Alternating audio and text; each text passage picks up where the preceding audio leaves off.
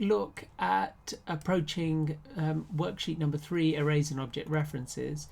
I provide you with a class. So the very first thing is to get that. Notice it's called node. Go over to a fresh project. I'm going to cheat. I've got a previous class. I'm going to just rename the class, just call refactor, and I'm going to call it node. I'm going to very cheekily just delete everything inside it. So I just have the opening and closing. There we go. Now, by refactoring, you'll notice that it's actually renamed the file as well. Let's grab the contents of that node class and drop them into a project. Okay, you'll see if there's any issue, it'll highlight it in some kind of way. Right, let's go to our test. And let's eliminate that. Let's get rid of all the previous code, and let's work out what the problem is saying. So the very first question is complete the code. It's got a public static void main. It's got an array of nodes with 3 of them. So let's create one of those. So as I said, remembering to type it is actually a really good thing to do. You'll notice it's a square bracket for 3 because what you're adding here is an array of nodes. Okay, now I'll pause there a second. That's an array of nodes. Right? That means that we've got 3 of them sitting in an array. The type of data sitting in the array is a node. That's what the square bracket there represents. We would have covered certain variations in previous study. We're going to, in this line 4, we're going to create a new one and give it those values in the parameter, an individual node. So we're going to create a root node. We use the new keyword and we use the name again, and into there we pass, I believe, let's have a quick look, 0 null.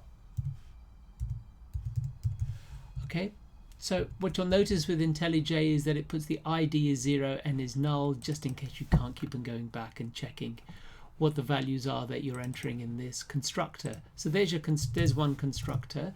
We need 3 more constructors. So the easiest way, and remember, always learn to copy and paste code and edit it. So the first one is N1, N2, N3, 0, 1, 2. So let's just change those names, N1,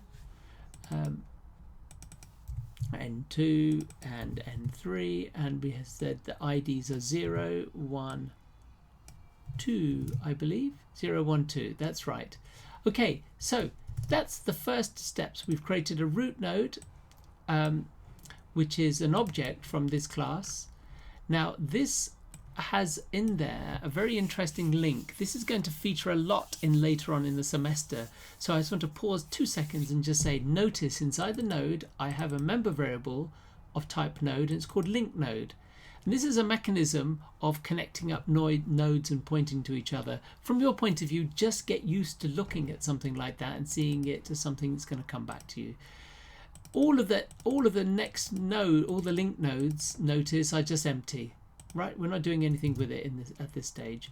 So what we're going to do in the next 3 lines, lines 10 to 12, is just fill each of them and point. So we take out our array. The first, second, and third position we're going to occupy by these 3 nodes. So we go back up to our node, square bracket, and the first one is going to be N1, and that's going to be our 0 position in our array. Okay, and again, because there's no reason to have to write everything out from scratch, the next position in the array is going to point to the second node, and the third node, N3, is going to be pointed at by node 0. Now we have a loop, and what we want in the loop is something to go here, and it's got to output this. So what is it actually outputting? Well, I'm going to guess that what it's outputting is this first number here and the text current node is. So let's copy this into the code and then work out how that might look inside there. So we've got a for, and notice the loop. it goes to the nodes array. It's got this colon and it's got n, which is selecting each time it goes around the loop each of the nodes. Very, very powerful mechanism. So we're not using int, we're not using things like node n equals 0 and all that kind of number calculating system. We're using node n colon nodes. Now that mechanism, that loop, that will create a loop, it'll go through each item in the array. It's one of the really powerful mechanisms of arrays when you're trying to loop around them. We've got a system out statement with that text, so let's type it out. Print line or print open close bracket close. So first of all we want a bit of text, and in the text we want something like current node, and if you look at it, is that, yeah, there's a colon inside there and possibly a space. Then we want to add something else here. So what are we going to add? Well, we want to get hold of we're going through this loop, we're picking out each one. So if we go to the first one, we want to get the ID of each of them. So if I do n and I hit dot, you'll notice it says get ID, right? If you hit dot again, it might put it into 2. No, it's not being helpful. Okay, so get ID. That looks roughly right. Okay, there's a little warning bell here. So n here represents this node. So every loop it's picking out the node. I just reference it like that, and then I call the get ID. What's the warning it's throwing out? Replace plus with string builder, blah blah blah blah blah. Okay, it doesn't like the plus sign, and it's giving me an alternative way to do it. You can, but for the sake of this is one of the powerful features of IntelliJ. The suggestions are actually very good. But for this exercise, let's see if that just works. So let's run that and see what that does.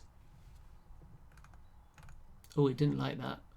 Create breakpoint 3 at test main. It didn't like that. Why didn't it like that?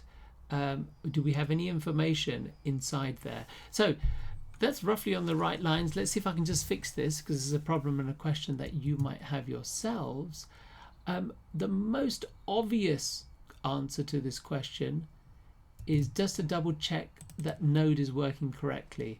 So when I build it, the constructor, I pass a number, an integer, and store it there.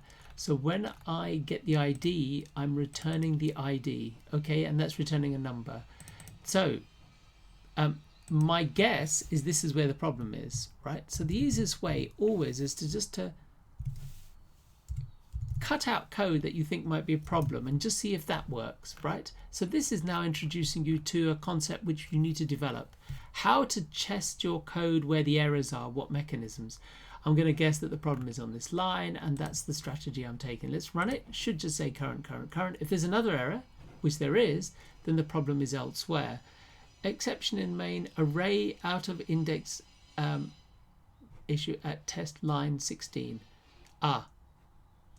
It's me not paying attention to the code. It actually highlighted an index here.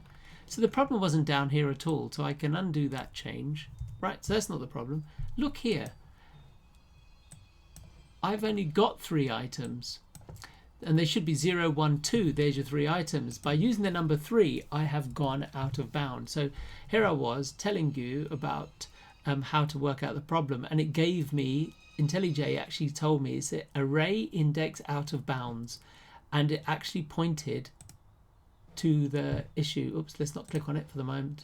Now I've corrected it back to 2. Let's run it again. And there we go. So problem solved. A couple of things to mention. IntelliJ will give you very useful issues with your code. Problem solved in this particular instance.